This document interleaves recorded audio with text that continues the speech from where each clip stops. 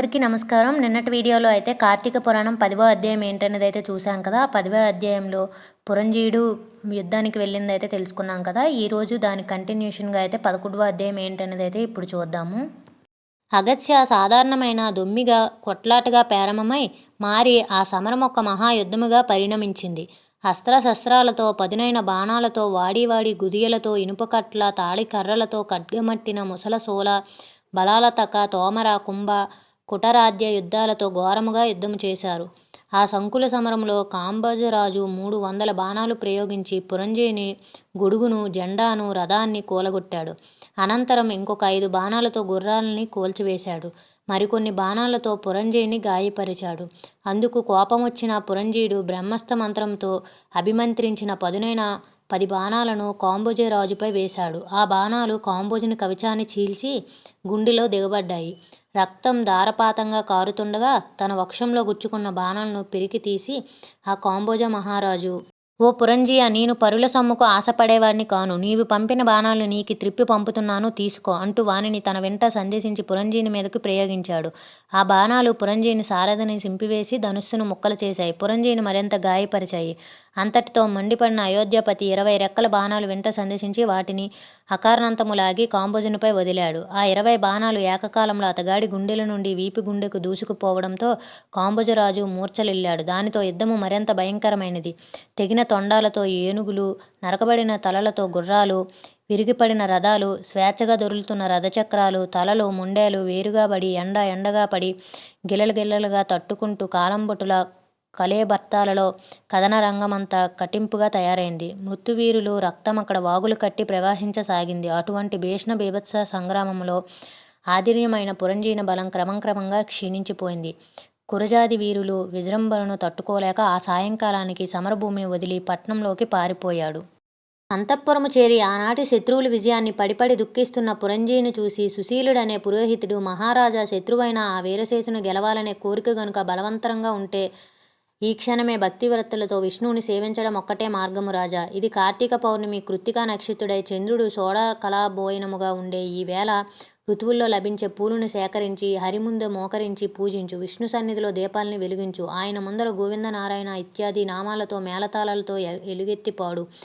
ఆ పాటలతో పరవశుడై హరి ముందు నర్తించు. అలా చేసినట్లయితే ఆ విష్ణుమూర్తి అనుగ్రహం వల్ల నీకు మహావీరుడైన కుమారుడు కలుగుతాడు. కార్తీక మాసంలో తనను ఆరాధించే భక్తులు రక్షణార్థం 1000 అంచులతో శత్రుభయంకరమైన తన సుదర్శన చక్రాన్ని సహాయంగా పంపుతాడు. ఈ కార్తీక పుణ్య మహిమను చెప్పడం ఎవరి వల్ల అయిన పని కాదు. భూపతి, ఈనాటి నీ ఓటమికి కారణం సైన్యబలం లేకపోవడం కానీ నీకు శరీర బలం లేకపోవడం కానీ కానే కాదు సుమ. మితిమీరిన అధర్మ ప్రవర్తన వలన నీ ధర్మబలం, తద్వారా దైవబలం తగ్గిపోవడం వల్ల నీ పరాజయానికి కారణం. కాబట్టి పురంజీయ, శోకాన్ని వదిలి భక్తితో శ్రీహరిని సేవించు.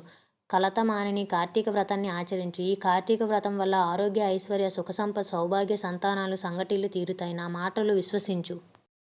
అత్రి మహర్షి ఇంకా ఇలా చెప్పసాగాడు. అగస్య ఆ విధముగా సుశీలుడు చేసిన బోధతో పురంజీయుడు తక్షణమే విష్ణాలయానికి వెళ్ళి వివిధ ఫలపుష్ప పల్లవ దళాదిగా విష్ణువుని సోడాపచారాలతోని పూజించి ప్రదక్షిణ సమర్పలు అర్పించి మేళతాళాలతో ఆయన కీర్తించి పారవశ్యంతో నర్తించాడు. అంతేకాదు బంగారంతో విష్ణు ప్రతిమను చేయించి దాన్ని కూడా పూజలు చేశాడు. దీపమాలికలు వెలిగించి అర్పించాడు. ఆ రాత్రంతా అలా విష్ణు సేవలో విలీనుడై పురంజీయుడు మరుసటి రోజు ఉదయమే శేషసైన్య సముతుడై పునఃయుద్ధ రంగాన్ని చేరాడు. నగర సరిహద్దులను దాటుతూనే శత్రువులను సమరాన్ని ఆహ్వానిస్తూ భీషణమైన ధనుష్టాకారాన్ని చేశాడు. ఈ టంకారం చెవిన పడిన కాంబుజ కురుజాది బలాలు పురంజీయుని ఎదుర్కొన్నాయి. వజ్రాల వంటి కత్తులతోని, పిడుగుల వంటి బాణాలతోని, అమిత వేగవంతులు ఆకాశాన్ని సైతం ఎగరగలిగిన ఆయన గుర్రాలతోని, ఐరావతులు వంటి ఏనుగులతోని, అన్యోయ జయాంకాక్ష తర్పులై ప్రాణాలు తెగించి పోరాడే కాలబులతోని క్రమంగా యుద్ధం దార నిరీక్ష మౌనంగా పరిణమించసాగింది. గత రాత్రి పురంజీయుడు చేసిన పూజలకు సంతుష్టుడైన గరుడమనుడు అతనికి దైవబలాన్ని తోడు చేయడం వల్ల ఆనాటి యుద్ధంలో శత్రురాజుల శక్తిని ఉడిగిపోయాయి. కాంబుజుల గుర్రాలు, కురజాతుల ఏనుగులు, వివిధ రాజుల రథబలాలు, వైరికూటం యొక్క పదాతి బలాలు దైవకృప ప్రాప్తుడై పురంజీయుని ముందు చిత్తుగా ఓడిపోయాయి. పురంజీయుడు పరాక్రమాన్ని గుండెలు విలిసిపోయిన పగవారు ప్రాణభీతితో రణరంగాన్ని వదిలి తమ రాజ్యాలకు పరుగులు తీశారు. అంతటితో విష్ణు అనుగ్రహం వల్ల విజయాన్ని పొందినవాడై పురంజీయుడు అయోధ్య ప్రవేశం చేశాడు. విష్ణువుడు అనుకూలుడైతే శత్రువు మిత్రుడవుతాడు. విష్ణువు ప్రతికూలుడైతే మిత్రుడు శత్రువు అవుతాడు. దేనికైనా దైవబలమే ప్రధానం. ఆ దైవ బలాన్ని ధర్మాచరణం అత్యంత ముఖ్యం. అటువంటి ధర్మాచరణలో ప్రమదమైన కార్తీక వ్రత ధనుష్ఠానంతో ఎవరైతే శ్రీహరిని సేవిస్తారో వారి సమస్త దుఃఖాలు కూడా చిటికెల మీదనే చిమిడిపోతాయి. అగత్య విష్ణుభక్తి సిద్ధించడమే కష్టతరం. అందున కార్తీక వ్రతనాచరణ కలగడం ఇంకా కష్టతరం. కలియుగంలో ఎవరైతే కార్తీక వ్రతము శ్రీహరి సేవ వదలకుండా చేస్తారో వాళ్ళు శూద్రులైనా సరే వైష్ణవ ఆలయంలో పరిగణింపబడతారు. వేద విధులైన బ్రాహ్మణులైనప్పటికీ కూడా ఈ హరిసేవ కార్తీక వ్రతనాచారాలు లేని వాళ్ళు కర్మచండాలునని గుర్తింపు. ఇక వేదాత్తై హరిభక్తుడై కార్తీక వ్రత నిష్ఠుడై వానియందు సాక్షాత్తు ఆ విష్ణు నివసిస్తాడని చెప్పబడుతుంది. ఏ జాతి వాళ్ళైనా సరే ఈ సంసార సాగరం నుంచి బయటపడి ఉత్తమ గతులను పొందాలనే కోరికతో విష్ణువుని అర్పించినట్లయితే తక్షణమే వాళ్ళు తరించుకుపోయినట్లుగా భావించు. అగత్య స్వతంత్రుడు గాని పరతంత్రుడు గాని హరిపూజకుడై ఉంటే ముక్తి. భక్తులుగా శ్రీహరి విష్ణువుకి భక్తులు అన్యోన్య రాగబుద్ధులై ఉంటారు. భక్తులకు ఇహపర రెండింటిని అనుగ్రహించి రక్షించగలిగిన ఏకైక దైవం ఆ వాసుదేవుడే.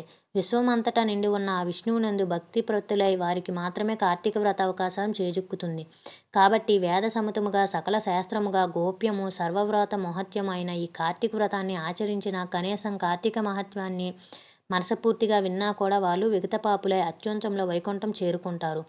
మహత్పూర్వకమైన ఈ 22వ అధ్యాయాన్ని శ్రద్ధకాలంలో పఠించడం వల్ల పితృదేవతలు కళాతృప్తిని పొందుతారు సుమా.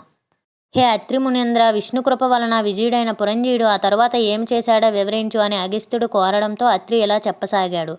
భగవత్ కృప వలన బండవ భూమిలో విజయలక్ష్మిని వర్ణించిన పురంజీయుడు అమరావతిలో ఇంద్రుని వలె తన అయోధ్యలో అత్యంత వైభవంతో ప్రకాశించాడు.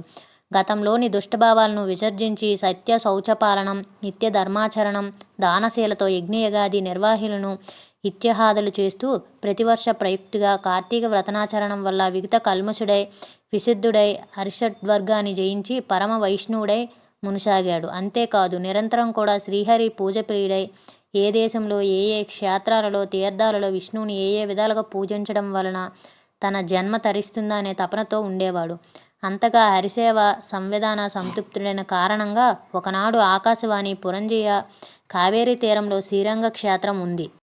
శ్రీరంగనాథుడు అనే పేరు అక్కడ వెలిసి ఉన్న విష్ణువు కార్తీక మాసంలో అర్చించి జన మరణాల నుంచి కడుతేరమని ప్రబోధించడంతో రాజ్యపాలనను మంత్రులకి అప్పగించి తగుననంతరం బలయుక్తుడై అనేక తీర్థక్షేత్రాలను దర్శిస్తూ అక్కడక్కడ యోగ్య విధిగా శ్రీహరిని అర్చిస్తూ కావేరి మధ్యగతమైన భూలోక వైకుంఠమైన శ్రీరంగాన్ని చేరి కార్తీక మాసమంతా కావేరీ నదిలో స్నానదానాల్ని శ్రీరంగ రంగనాథ సేవలను చేస్తూ ప్రతిక్షణము కూడా కృష్ణ గోవింద వాసుదేవ శ్రీరంగనాథ అనే హరిస్మరణ జపనాదాన్ని విదిక్తే ధర్మాలన్నింటినీ నిర్వహిస్తూ కార్తీక వ్రతం పూర్తి చేసుకొని పునం అయోధ్యకి చేరుకున్నాడు.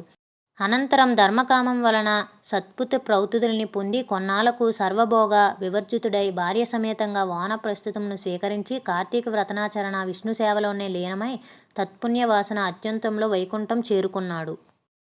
ఇదండి ఈరోజుటి కార్తీక పురాణం 11వ అధ్యాయం. మళ్ళీ రేపు ఉదయం 5 గంటలకి కార్తీక మాసంలో వినవలసిన కార్తీక పురాణం 12వ అధ్యాయం ఏంటనేది అయితే తెలుసుకుందాం.